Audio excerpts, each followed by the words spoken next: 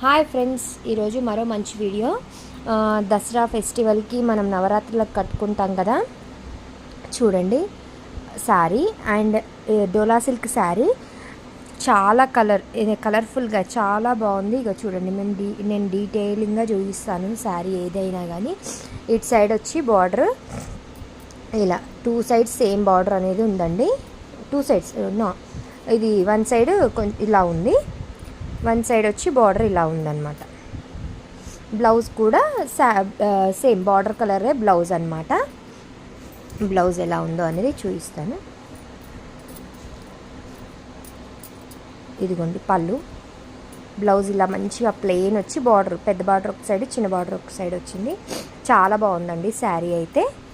కావాల్సిన వాళ్ళు బుక్ చేసుకోండి.